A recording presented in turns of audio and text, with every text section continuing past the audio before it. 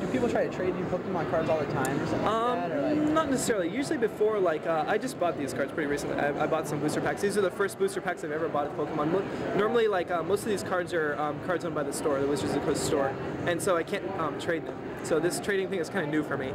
But we do have a lot of people who will come and just say, hey, what cards do you have? And just kind of look through the decks and say, ooh, look, this is a shiny one, and ooh, look at that, it's a muck. Play to trade and stuff. Yeah, a lot of people just trade the cards. There's a big group of people that actually don't even know how to play the card yet, which is kind of what this is about, is teaching people, like all the people who just collect the cards, we're kind of teaching them how to play. So how to game it. Yeah, exactly, what the cards are really meant for.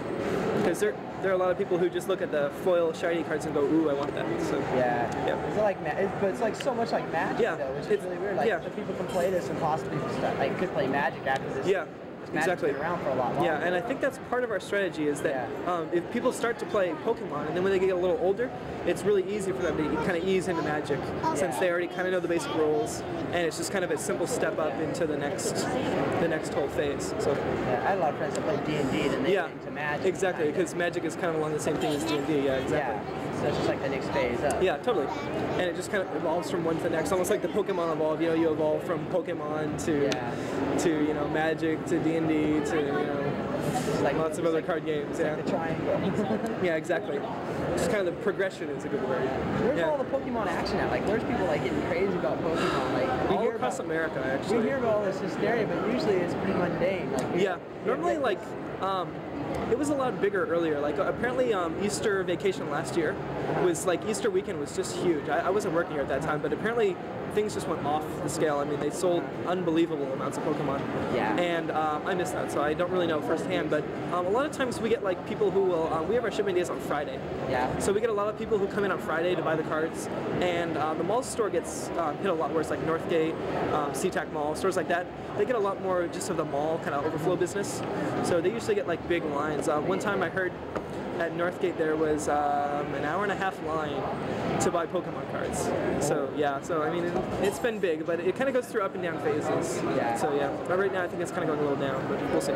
Christmas is coming, you know. Yeah. Usually you think Christmas is like the end of the peak of the phase, you know. Like, yeah.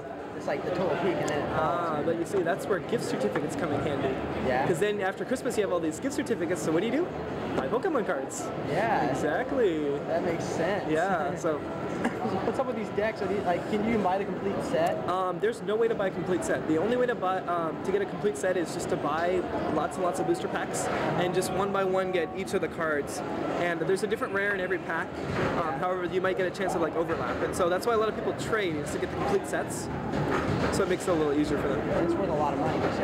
Yeah, the complete set of the first edition of the basic set is worth $750, and that's a low price. Like the high price is I think $1,400. So yeah, it's worth a lot of stuff. And the Charizards and Charizard, yeah, the first edition Charizard is $175 for the low price, and the high price is $250. The second edition Charizard, the unlimited, goes for $35, so a lot less there. But so do people come in just to strictly buy Charizards and stuff? Or? Yeah, a lot of people. We get a lot of people coming in wanting to buy single cards, but we can't sell those here because it's a conflict of interest. So they don't do that at all.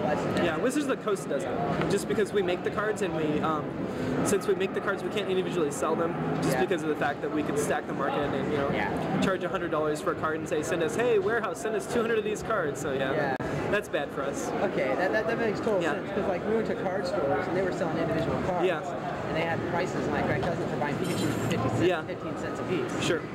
But here they don't do that. It's just packs. Yeah, most of like the smaller card stores do have a big selection of the foil cards and a lot of the other cards that you can buy. So that's like a good place for a trader to go and buy some cards. So they put limits on the cards and stuff. Like we do here actually. We put 10 packs per person per day, just so that we don't have sell out in one day or something like that. But I don't know about like the smaller card stores what they do. I'm not sure. Yeah. So like people are selling them on the East Coast. That's what we heard. Yeah, and there's a lot of eBay too as well. A lot of people sell on eBay. Yeah. Is it are they not distributed much to the East Coast? Or? It's part of the problem is that the distribution network for Pokemon is really difficult. It's kind of tough. Excuse me. And it's really difficult to get the cards except through Wizards of the Coast. Yeah. And so we don't really have any stores over on the East Coast right now. We're mostly California and a little bit in the Midwest. So there's really no stores over there, which makes it difficult for a lot of the retailers out there to get the cards, and so it makes the commodity a lot harder to find. And so there's a lot more of just a craze, just in the sense that there's more demand than there is supply. So I talked to my friend, Shane, that works in customer service. Yeah. Yeah, I went to him with Shane. Yeah. Yeah, he was telling me that like they have people from the East Coast like calling us like, hey. Oh yeah. Sure. We want cards. And there's people selling bootleg cards out there. Yeah, there's a counterfeit set. Yeah. Yeah. Yeah, which is apparently I don't know how much money they're making off that, but it's a big thing. Yeah. It's mainly the East Coast. Though. Yeah, mostly on the East Coast. Yeah, I've only seen a couple of the cards, the counterfeit cards here. How can you tell the counterfeit? There's a couple ways. One of them is like if you hold it up to the light, you can actually see through the card.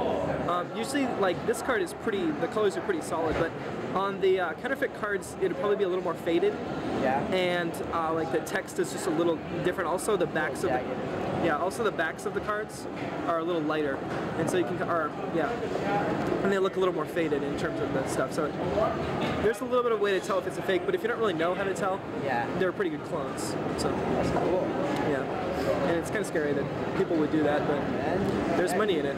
There is. Yeah, oh, yeah. That's what we found. We interviewed one person that said that that's what they were doing. Yeah. They were selling cards to the East Coast for like $10 a pack. That's what. There's a big business on eBay. Actually, I know one guy who comes in here all the time, just buys a few packs here and there, and he sells them on eBay, and that's like his job. Is he sells Pokemon cards online, and makes a lot of money. So. Yes. Whoa. Oh yeah.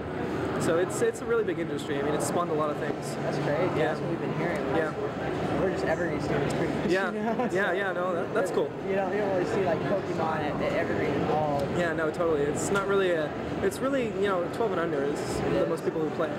There's like there's rarely people like parents playing it. Yeah, there's some parents who play it. A lot of the parents play it because their kids play it, and so it's like they kind of want to play it with their kids, kind of to spend time with the kids, which I think is really cool. Yeah. That's why I like teaching parents. It's like, so I'm like, yeah, you can play this with your kids now.